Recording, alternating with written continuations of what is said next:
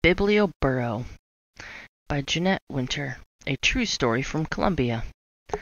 Deep in the jungles of Colombia, there lives a man who loves his book. His name is Luis. As soon as he reads one book, he brings home another.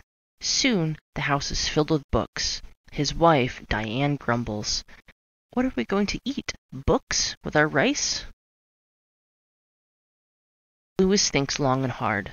At last, an idea pops into his head. I can bring my books into the faraway hills to share them with those who have none. One burro could carry books, and another burro could carry me and more books. Luis buys two sturdy little burros. He names them Alfa and Beto. He builds crates to hang on their backs, and paints the signs Biblioburro, the burro library, and Diana fills the crates with books. Every week, Luis, Alfa, and Beto set across the countryside to faraway villages and lonely hills. This week, they travel to El Tormento.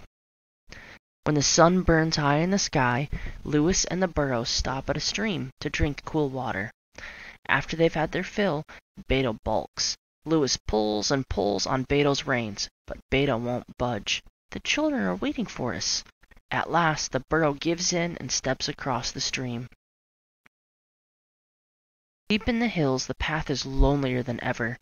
Bird songs are the only sounds they hear. Then, from deep in the shadows, a bandit leaps out.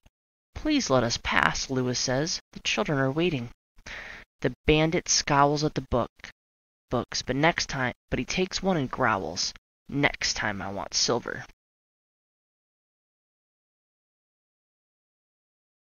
Luis insists on reading a story before the Biblioburro continues on its way, over the hills until at last Luis sees houses below. The children of El Tormento run to meet him. Luis insists on reading a story before they can choose books to borrow. "Today I have a surprise for you," he says.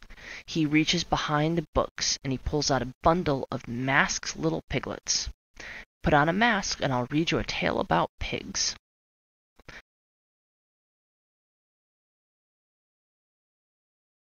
When the story ends, it's time for everyone to choose a book. The children hold their books close and they say goodbye and walk home. Luis, Alfa, and Beto head back over around the hills, across the grasslands and the streams, and into the sunset. At home, Luis feeds his hungry burros and Diana feeds her hungry husband.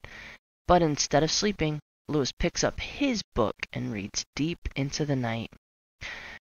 Far away in the hills, candles and lanterns burn as the children read borrowed books deep into the night too.